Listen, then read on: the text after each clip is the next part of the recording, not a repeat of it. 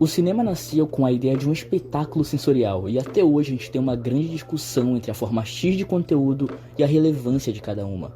Porém, é fato que o cinema não se faz só de uma história contada no texto, mas também de um combo de narrativas visuais, sonoras e técnicas. Avatar é um exemplo disso. É um filme que nunca foi conhecido por ter um roteiro brilhante, mas é inegável o quanto a sua existência revolucionou o cinema moderno. E não foi diferente com Avatar 2. 13 anos após o original, o diretor nos leva de volta ao mundo rico de Pandora, dessa vez expandindo a mitologia, e ainda mais instigante, espiritual e revelador. E esse retorno faz a gente mergulhar em uma história simples, mas muito poderosa e necessária na mensagem, ainda mais quando atrelada a efeitos visuais que te deixam maravilhado desde o primeiro segundo do filme. Então Avatar é um filme muito importante, não só pela sua história, mas também pelas mensagens à indústria do cinema, inovando e dando uma aula de como fazer um blockbuster. E mostrando efeitos visuais 10 ou talvez até 20 anos à frente dos nossos. Então quando a gente repara e vê as produções porcas que a gente recebeu ultimamente nessa questão de efeitos visuais, fica uma pergunta: como que ele fez isso? Será que outras empresas também conseguem fazer isso? Parece uma pergunta simples, mas que na realidade é muito complexa de se responder. Lembram de quando a pandemia começou? Por conta delas, os streamings ficaram muito fortes, afinal não tinha como sair para ir no cinema, e era uma das melhores formas de entretenimento. Mas aí que tá. Depois que as coisas melhoraram e os cinemas foram liberados, como que eles iriam convencer as pessoas a voltarem a ir para as salas de cinema? A gente se acostumou a ver tudo no conforto de casa, e muitos já estavam dizendo que era o fim das salas de cinema, e que a gente nunca mais ia ver algo como em Vingadores Ultimato. E foi dito e feito.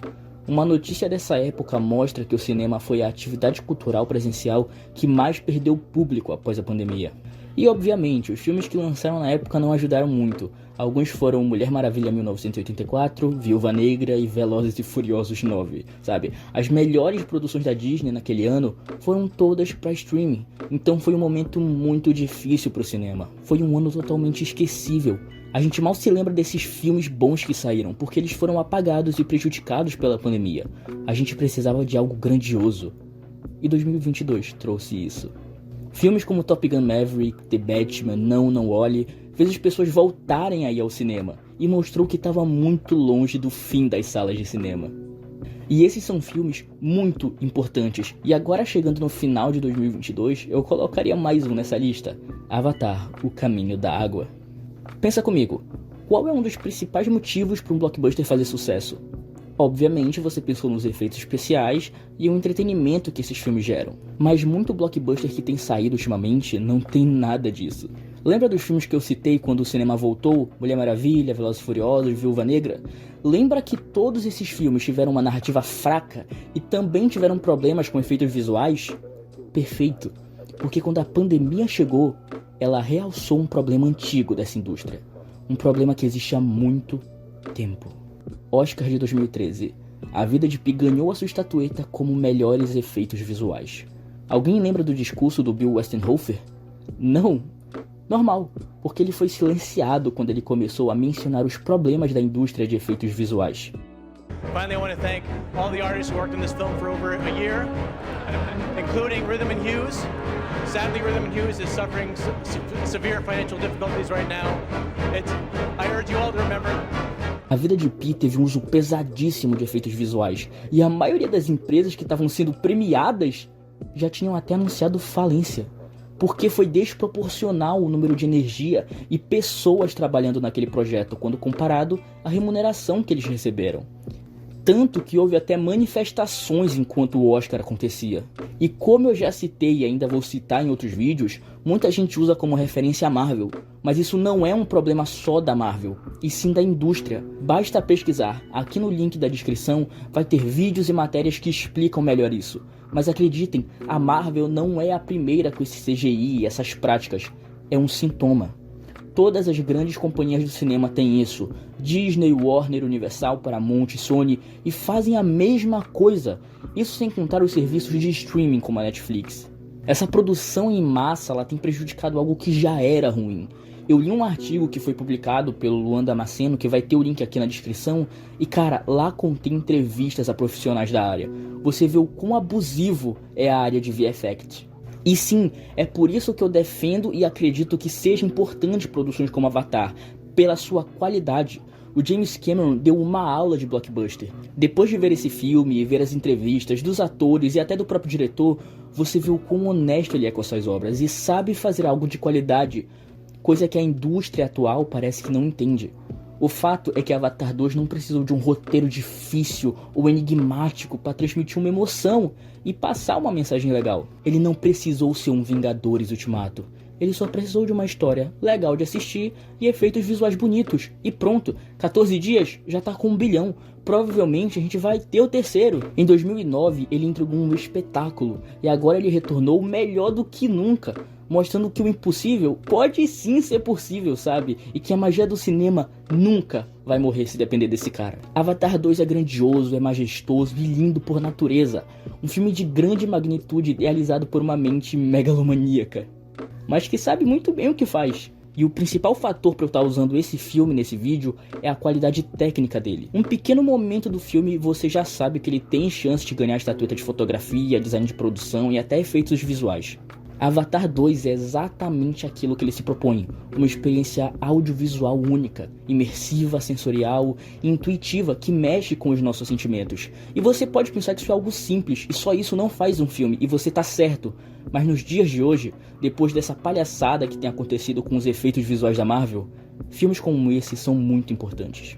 Esse filme ele mexe com a nossa criança interior que cresceu acreditando que no cinema tudo pode ser verdade. As cenas embaixo d'água são muito realistas e são perfeitas, sabe? Toda a tecnologia desenvolvida pelo diretor na última década veio para, mais uma vez, trazer melhorias e revolucionar o modo de se fazer um filme. O 3D ele traz uma profundidade incrível e se você vê no modo IMAX, cara, a experiência é ainda melhor. É uma trama simples sobre a importância da família, sabe? Mas ele emociona pela forma como ele faz isso, pela sinceridade e a analogia que ele faz com o nosso mundo mesmo. Não tem uma grande profundidade política e talvez ele não explora tudo que ele poderia pegar dessa trama, mas ele continua discutindo sobre questões ecológicas, sabe? E é muito legal ver isso. A gente vê algumas cenas e a gente fica pensativo, sabe? São pensamentos que ficam na nossa cabeça. E no final aquela mensagem sobre união e amor, ela pode ser muito boba e clichê, mas eu gosto. O filme ele fala sobre a importância da família e sobre pertencer a um lar, sabe? Lembrando que, mais uma vez, a família e o lar é onde o nosso coração tá, sabe? Eu falo despreocupado, essa sequência junto ao Avatar de 2009 são um dos melhores blockbusters na minha opinião. A gente sente que tem coração, a gente consegue ver que tem vontade de contar uma história ali. Coisa que tem faltado nos filmes de grande orçamento, principalmente os daquela empresa. E eu não tô me referindo a só uma empresa, eu sei que pode parecer que eu tô falando da Marvel, mas não é só ela. Mas eu entendo quem pensa na Marvel, porque só num ano a gente tem mais filmes e produções da Marvel do que qualquer outra franquia. Então eu entendo e eu acho bom que a gente comece a pensar na Marvel para esse problema.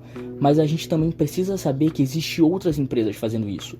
Então eu acho que a Marvel não tem que ser o foco, mas tem que ser o começo para reconhecer um problema e apontar outros lugares que também tem ele.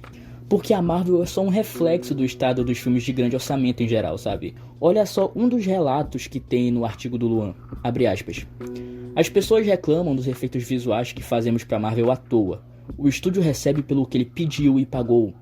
Eles querem muito em uma só sequência. Basicamente, substituímos parte do primeiro plano, o céu, e adicionamos um personagem em CG, e o resultado é uma merda. Se alguém aqui possui um problema com o lixo que sai de um projeto da Marvel, falem com a Disney. Fecha aspas.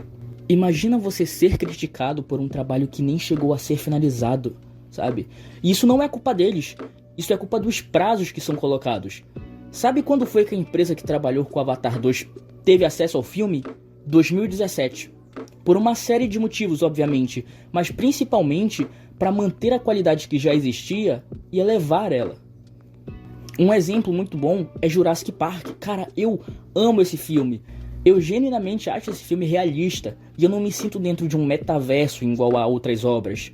Um filme que foi lançado há 25 anos atrás envelheceu como vinho, dando de 10-0 em muito filme blockbuster atual. Os efeitos de Avatar de 2009 mesmo são muito melhores que efeitos atuais que a gente vê por aí. Imagina que loucura se mais empresas começassem a fazer isso ao invés de simplesmente gravar tudo só numa tela e deixar pra arrumar na pós-produção. É por isso que muitos filmes e séries não chegam no ápice do CGI que poderiam ter e tem essa entrega de trabalhos meia boca por aí. Eles poderiam muito bem orientar o diretor do filme para que ele tirasse mais tempo para ter uma ideia de como a cena vai ser e trabalhar os efeitos práticos ao máximo para misturar com o CGI bom, porque isso ajuda, sabe? Talvez aumentar o número de envolvidos e estender o prazo para pelo menos 2 meses, porque aí sim seria um prazo mais condizente, que daria mais tempo de trabalho. A equipe de Avatar trabalhou ao máximo para que houvesse uma harmonia entre o CGI e os efeitos práticos, porque isso ajuda muito. Se liga no que o James Cameron disse numa entrevista, abre aspas, nos novos longas de Avatar, na verdade, eu vou filmar muito mais coisas reais. Pode estar lá apenas como um exemplo para fazermos a computação gráfica, ou pode realmente integrar alguns elementos da fotografia, mas eu quero mais fotografia.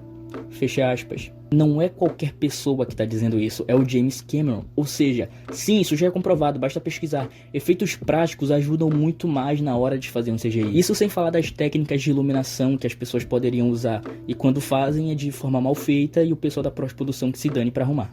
A gente vê em diversas entrevistas do diretor, ele falando como ele gosta de participar desse processo da computação gráfica, como ele faz para auxiliar as pessoas da computação gráfica, enquanto outros só jogam aí pros caras fazer.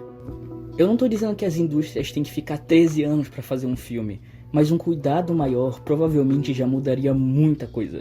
Por isso eu acredito que o Avatar foi muito importante em vários quesitos, mas com certeza um dos principais é mostrar o quão longe alguém pode ir num filme quando se tem um verdadeiro cuidado por ele, em vez de simplesmente jogar para pós-produção e explorar os profissionais da área de VFX. E eu me pergunto se é tão difícil assim pensar numa solução, sabe? Mudar o calendário, estender o prazo de trabalho dos estúdios, talvez aumentar o orçamento e ter mais artistas. Nem eu sei dizer isso, mas é um tema que precisa ser revisto e repensado porque muita coisa mudou. O problema não é novo, ele já existe há muito tempo, mas a gente tá vendo que ele tá ganhando mais força agora. E é por isso que é importante falar sobre ele.